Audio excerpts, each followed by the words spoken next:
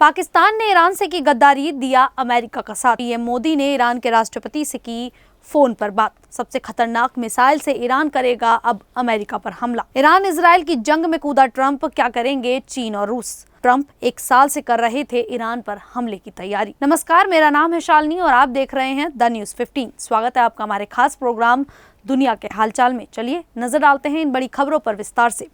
Iran और Israel की जंग के बीच अमेरिकी राष्ट्रपति डोनाल्ड ट्रंप और पाकिस्तानी सेना प्रमुख फील्ड मार्शल आसिम मुनीर की व्हाइट हाउस में मुलाकात ने कई सवाल खड़े किए हैं। ये पहली बार है जब किसी पाकिस्तानी सेना प्रमुख को अकेले ऐसी बैठक के लिए बुलाया गया, बिना किसी राजनीतिक नेता के।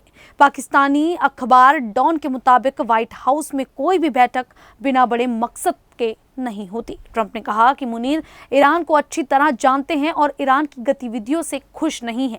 इससे लगता है कि अमेरिका पाकिस्तान को ईरान इजराइल जंग में शामिल करना चाहता है, शायद सैन्य या खुफिया मदद के लिए।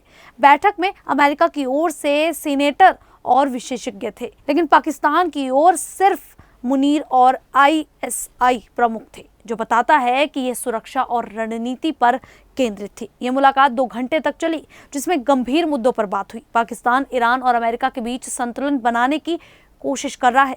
विश्लेषकों का कहना है कि अमेरिका पाकिस्तान को अपनी रणनीति में इस्तेमाल करना चाहता है। ये बैठक साधारण नहीं थी, बल्कि मध्य पूर्व में पाकिस्तान की बड़ी भूमिका का संकेत देती है। वहीं मध्य पूर्व में बढ़ते तनाव के बीच प्रधानमंत्री नरेंद्र मोदी ने रविवार को ईरान के राष्ट्रपति मसूद पेजिशकियान से 45 मिनट तक फोन पर बात की। पीएम मोदी ने एक्स पर बताया कि उन्होंने क्षेत्र में शांति के लिए तनाव कम करने और बातचीत की अपील की। ये बातचीत तब हुई जब अमेरिका और इजराइल ने ईरान के 3 परमाणु केंद्रों फोर्डो, नतांज और इस्फहान पर हमले किए। पेजिशकियान ने भारत को शांति के लिए महत्वपूर्ण मित्र बताया और मोदी को धन्यवाद दिया। अमेरिकी राष्ट्रपति डोनाल्ड ट्रंप ने कहा कि ये परमाणु केंद्र नष्ट हो गए हैं और अगर ईरान ने जवाबी कार्रवाई की तो और हमले होंगे। ट्रंप ने इसे बड़ी सैन्य सफलता बताया और कहा कि अमेरिका और सटीक हमले कर सकता है। उन्होंने चेतावनी दी कि ईरान के पास अब शांति चुनने या भयानक परिणाम भुगतने का विकल्प है।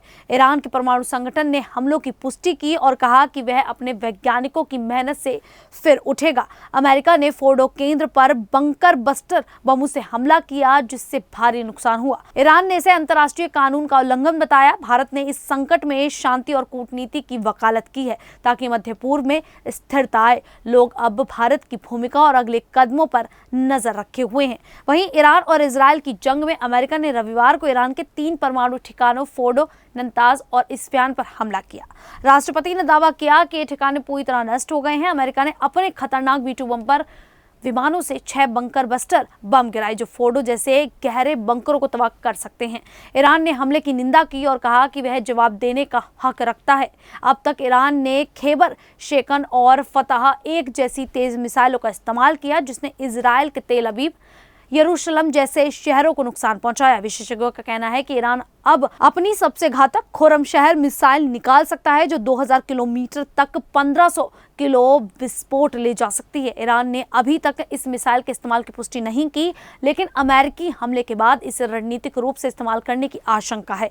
यह मिसाइल इजराइल में भारी तबाही मचा सकती है। इस जंग से मध्य पूर्व में तनाव और बढ़ गया है और दुनिया ईरान के अगले कदम पर नजर रखे हुए है। वहीं ईरान पर हमले के बाद से अब सबकी नजर रूस और चीन की प्रतिक्रिया पर भी है। चीन ने अमेरिका की निंदा की और कहा कि मध्य पूर्व में सैन्य कार्रवाई से खतरनाक परिणाम होंगे, जैसे 2003 का इराक युद्ध। चीन ने शांति के लिए बातचीत पर जोर दिया और पहले भी ट्रंप पर जंग भड़काने का आरोप लगाया था। राष्ट्रपति शी जिनपिंग ने इजराइल से हमले रोकने को कहा था। रूस ने अभी इस हमले पर आधिकारिक बयान नहीं दिया, लेकिन पहले उसने अमेरिका को सैन्य हस्तक्षेप के खिलाफ चेताया था। रूस ने कहा कि ईरान के परमाणु संयंत्र पर हमला चेरनोबिल जैसी तबाही ला सकता है। पुतिन ने युद्ध विराम की पेशकश की थी, लेकिन ट्रंप ने इसे ठुकरा दिया।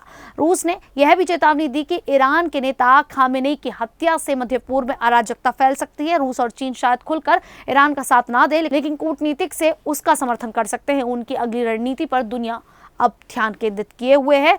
तो वहीं अब दूसरी तरफ ABC न्यूज़ की रिपोर्ट से बड़ा खुलासा हुआ है कि अमेरिका और इजरायल 1 साल से इस हमले की तैयारी कर रहे थे। दोनों देशों ने कई बार हमले की रिहर्सल और जॉइंट ड्रिल की थी। यह योजना बाइडेन प्रशासन के दौरान शुरू हुई थी, लेकिन किसी को इतनी जल्दी हमले की उम्मीद नहीं थी। 16 जून को मध्य पूर्व में अमेरिकी ठिकानों की सुरक्षा बढ़ाई गई। 17 जून को ट्रंप ने ईरान के नेता खामेनेई से सरेंडर मांगा, जिसे 18 जून को खामेनेई ने ठुकरा दिया और जवाबी हमले की धमकी दी। 19 जून को ट्रंप ने कहा कि वह 2 हफ्तों में हमले का फैसला लेंगे। इसके बाद शनिवार रात उन्होंने हमला कर दिया। इजरायली सूत्रों ने बताया कि यह पहला ऐसा हमला था जो ईरान की परमाणु साइट्स को निशाना बना रहा था। इस हमले से मध्य पूर्व में तनाव बढ़ गया है और अब दुनिया हर एक कदम पर नजर बनाए हुए है और लगातार खतरा बढ़ता ही जा रहा है। खैर, अब इस पूरे मामले को लेकर आप लोगों की क्या राय है, आप हमें कमेंट करके जरूर बताइएगा। फिलहाल अभी के लिए इतना ही, फिर हाजिर होंगे ऐसे ही देश और दुनिया से जुड़ी बड़ी खबरों के साथ। तब तक के लिए देखते रहिए द न्यूज़ 15।